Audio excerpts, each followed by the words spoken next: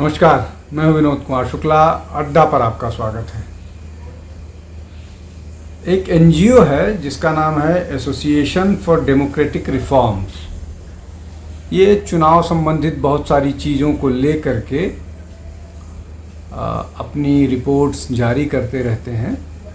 लेकिन अभी जिस बारे में मैं आज चर्चा करने बैठा हूँ, इन्होंने जो इलेक्शन कमीशन ऑफ इंडिया का स्पेशल इंटेंसिव रिवीजन है वोटर लिस्ट का, उसके खिलाफ सुप्रीम कोर्ट गए हैं।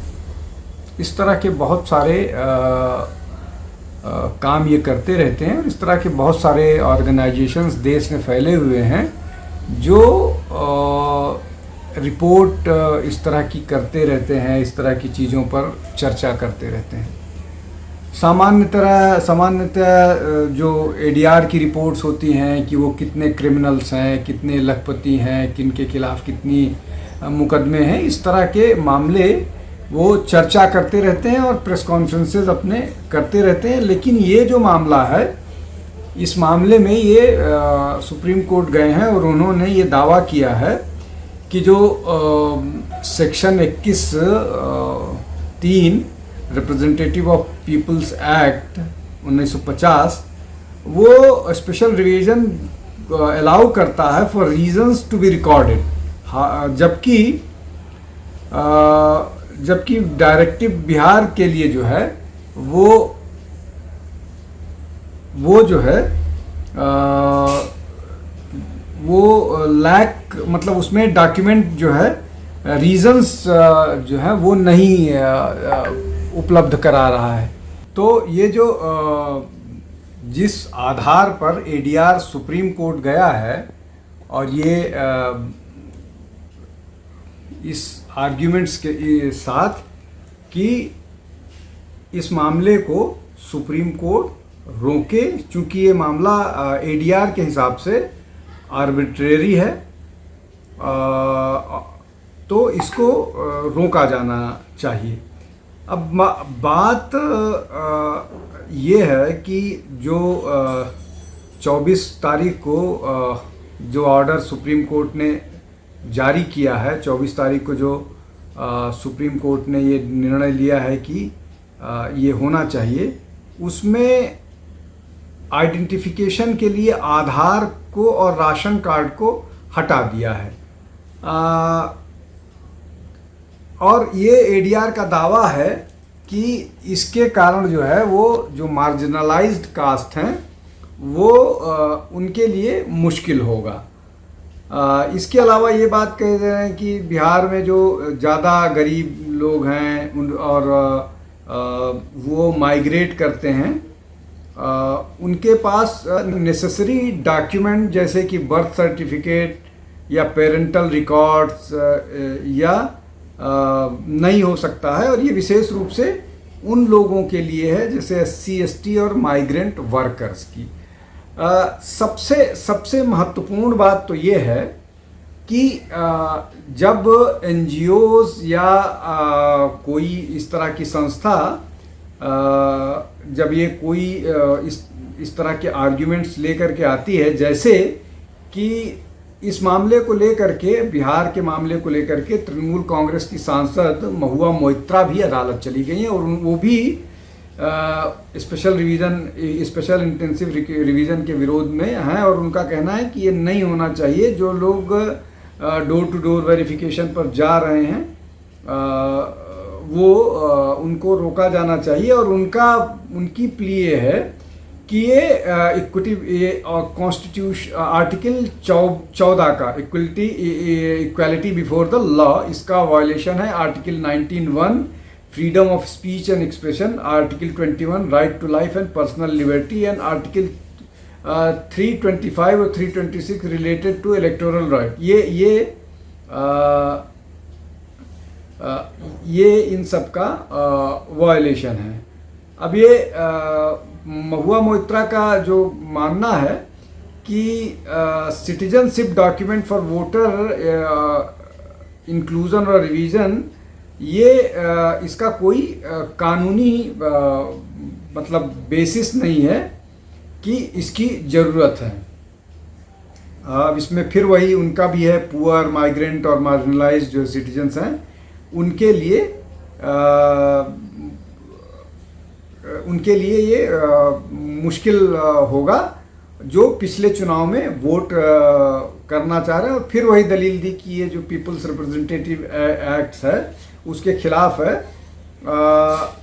और अब इसमें महुआ मोइत्रा का इंटरेस्ट ये है कि वो ये चाहती हैं कि इस पूरी प्रक्रिया को देश भर में रोका जाए, चूँकि इन चुनाव, बिहार चुनाव के बाद फिर ये प्रक्रिया उन प्रदेशों में भी होगी जहां आगे के चुनाव होने हैं। उसमें पश्चिम बंगाल भी शामिल है, तमिलनाडु है, केरल है, उसके अलावा आसाम है। इन सब जगहों पर है, और आसाम को छोड़ करके बाकी सब जगह पर नॉन बीजेपी या नॉन एनडीए सरकार है।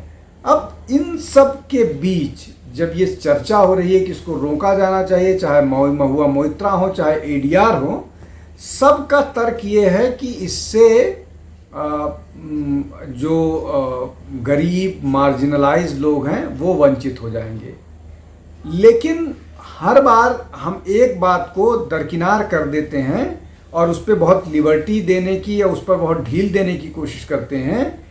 क्या ये जो प्रक्रिया है उस प्रक्रिया को ढीला होना चाहिए या उसको स्ट्रिंजेंट होना चाहिए? क्या किसी भी अहरे गहरे नत्थु खैरे को जो इस देश में घुसपैठ किया हुआ है या इस देश में चोरी छुपे आकर के रह रहा है उसको उसको उसका वोटर आई कार्ड बनना चाहिए, उसका नाम वोटर लिस्ट में शामिल होना चाहिए, उसको वोट देने का अधिकार होना चाहिए? क्या इस पर सख्त कानून नहीं बनना चाहिए? अब ये एनजीओ का, किसी एनजीओ का क्या इंटरेस्ट हो सकता है?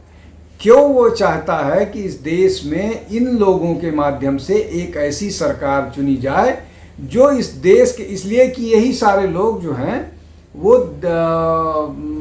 सरकार बनाएंगे और उसके बाद उसी आधार पर कानून बनेगा। और जब कानून बनेगा तो बहुत सारे कानून ऐसे होते हैं जो इंटरेस्ट के खिलाफ होते हैं, जैसे बहुत सारे जगहों पर जहाँ पर घुसपैठिए घुस गए हैं, वो दबाव बनाते हैं, या वो जैसे मुर्शिदाबाद में घटना घटी जहाँ पर ये कब्जा कर लेते हैं, आई कार्ड बनवा लेते हैं, उसके बाद वहाँ पर पुलिस के ऊपर हमला करते हैं। पत्रकार पर कल सीमापुरी में हमला हुआ है, बंगाली कॉलोनी के नाम पर हुआ है। तो क्या ये एडीआर और महुआ मोइत्रा जैसे लोग इस तरह की घटनाओं के लिए भी सुप्रीम कोर्ट जाएंगे? और क्यों ये जो सख्त कानून बना है उसके लिए कानून क्यों सख्त, मतलब वोटर आई कार्ड बनाने के लिए क्यों सख्त कानून नहीं होना चाहिए, क्यों इसका विरोध किया जा रहा है? देखिए ये एक बड़ी एक योजनाबद्ध तरीके से किया गया हिस्सा है, किया गया काम है।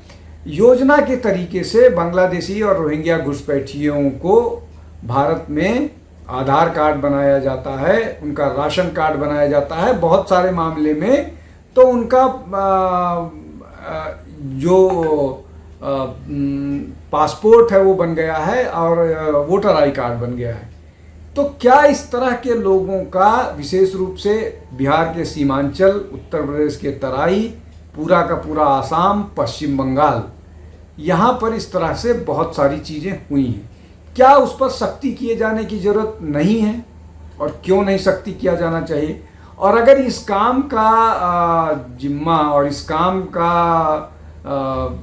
काम की में चुनाव आयोग की भूमिका नहीं होगी तो किसी एनजीओ की भूमिका होगी। अब महुआ मोइत्रा को इस बात पर भी ऑब्जेक्शन था कि जो कांवड़ के रास्ते में जो लोग अपने नाम का डिस्प्ले नहीं करते हैं उनके खिलाफ जब उत्तर प्रदेश सरकार ने एक आदेश जारी किया तो महुआ मोइत्रा चली गई अदालत। लेकिन महुआ मोइत्रा को शायद इस बात की संवेदनशीलता ना हो कि जो लोग कांवड़ यात्रा पर जाते हैं वो एक धार्मिक मंतव्य के साथ जाते हैं और उनके लिए बहुत सारे नियम कानून फॉलो करना आवश्यक होता है। महुआ मोइत्रा को इस बात की शायद जानकारी नहीं होगी, इसलिए कि वो अपने आप को कल्चरली बहुत अलग मानती हैं उन लोगों से जो कांवड़ यात्रा की प्रैक्टिस करते हैं। अब इसमें इसलिए कुछ कहा नहीं जा सकता कि सुप्रीम कोर्ट ने इस पर अपना संज्ञान ले लिया, और सुप्रीम कोर्ट इस तरह की चीज़ों पर इसी तरह का संज्ञान लेता है। वो बहुत सारे मामलों में हिंदू संवेदनशीलता पर वो सख्त नज़र आता है, जिसको लेकर के बहुत बार नाराज़गी भी होती है। लेकिन अब चूंकि अदालत के फैसले होते हैं, लोगों को स्वीकार करना मजबूरी होती है, इस लोग स्वीकार करते हैं। लेकिन कुल मिलाकर के इस मामले में क्या ये अधिकार सुप्रीम कोर्ट के बाहर, क्या ये इस मामले पर निर्णय नहीं ले सकती है, और क्या एक बार फिर महुआ मोइत्रा जो है वो चाहती हैं कि जो घुसपैठिए हैं वो वोटर बने और वो हमारे देश के कानून बनाने में एक दबाव के उस पर काम करें। अब पश्चिम बंगाल की सरकार लगातार दबाव पर काम कर रही है। वो अभी जब कास्ट मतलब ओबीसीज के मुसलमानों की ओबीसीज की लिस्ट बनी, उसमें सारे के सारे ओबीसी मुस्लिम समुदाय को ओबीसी की सूची में डाल दिया गया, जिस पर सुप्रीम कोर्ट और हाई कोर्ट ने ऑब्जेक्शन किया। इसके अलावा और भी बहुत सारी गतिविधियां हैं जो मुस्लिम अपीजमेंट के कारण पश्चिम बंगाल सरकार, पश्चिम बंगाल तृणमूल कांग्रेस के बहुत सारे नेता करते रहते हैं। अब ये जो एडीआर का मामला है, एडीआर एनजीओ है, और एडीआर एनजीओ इस तरह के सारे काम करता रहता है जो सरकार को, भारतीय जनता पार्टी को कटघरे में खड़ा करता है। इस तरह की चीज़ें उसके साथ होती रहती हैं। तो और इस तरह के बहुत सारे एनजीओज हैं जिन पर हालांकि बहुत सारे उस पर रोक लगी है, लेकिन एडीआर जो बात कह रहा है या जिस मामले को लेकर के अदालत में गया और सुप्रीम कोर्ट सीधे जाते हैं, ये पहुंच वाले एनजीओज हैं और इनको इस तरह की चीज़ों, इस तरह की होती है, इनका मामला भी तुरंत सुन लिया जाता है। तो कुल मिलाकर के भारत के चुनावी प्रक्रिया में इस तरह की दखलंदाजी और घुसपैठियों के मामले में, अब जैसे एक वकील साहब रोहिंग्याज को यहाँ एडमिशन दिलाए जाने के लिए एक एनजीओ के माध्यम से सुप्रीम कोर्ट चले गए थे, और बांग्लादेशियों को बाहर न निकाला जाए उसके लिए सुप्रीम कोर्ट चले गए थे। तो ये भारत में एनजीओ इस तरह के धंधे में इन्वॉल्व हैं। एडीआर भी उसी प्रक्रिया का हिस्सा है, और अब सुप्रीम कोर्ट का जो भी फैसला हो, लेकिन चाहे एडीआर हो, चाहे ममता बनर्जी की पार्टी हो, चाहे और कोई इस तरह का संगठन हो, ये सारे लोग बेगानी की शादी में अब्दुल्ला दीवाना वाली भूमिका में होते हैं। लेकिन कई बार इन दीवानों की बात सुन ली जाती है। हम इसमें इस तरह की चर्चा को आपके सामने लेकर के आते रहेंगे, लेकिन निश्चित तौर पर ये संवैधानिक प्रक्रिया में अनावश्यक घुसने की कोशिश है, और निश्चित तौर पर अगर सख्त कानून बनाए जाने की ज़रूरत है इस मामले में, तो बनाया जाना चाहिए। सख्ती वोटर लिस्ट में होनी चाहिए। आज के लिए बस इतना ही। बहुत बहुत धन्यवाद। नमस्कार।